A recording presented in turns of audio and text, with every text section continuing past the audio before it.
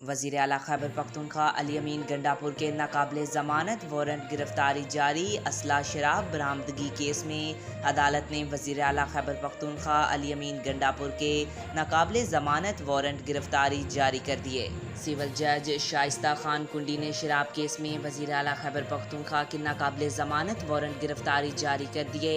District and session courts में अली अमीन गंडापुर के खिलाफ असला और शराब बरामदगी केस की समाअत हुई।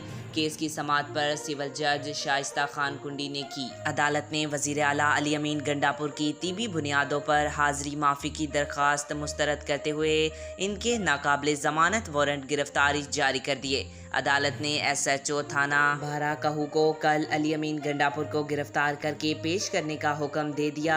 दूसरी जानिब इंसदाद दहशतगर्दी अदालत ने वज़ीर आला खैबर पख्तूनख्वा अली अमीन गंडापुर की दरख्वास्त ज़मानत कबल अज़ गिरफ्तारी पर समाअत बगैर कार्रवाई 10 सितंबर तक मुलतवी कर दी गई। इंसदाद दहशतगर्दी अदालत के जज ताहिर अब्बास सिपरा ने दहशतगर्दी की दफात के तहत दर्ज मुकदमे में अली अमीन गंडापुर की दरख्वास्त ज़मानत कबल अज़ गिरफ्तारी पर समाअत की।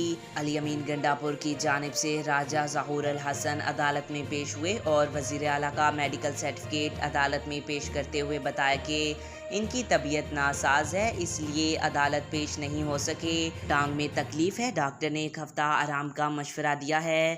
खैबर पख्तूनख्वा में सैलाब आया हुआ है। वज़ीर आला KP सैलाब की सूरत हाल का जायजा लेने के लिए दौरे पर थे। अचानक पाँव स्लिप हुआ था जिससे टांग में तकलीफ है। अदालत से इस्तदा है कि समाअत मुलतवी की जाए। अदालत ने समाअत 21 सितंबर तक के लिए मुलतवी कर दी।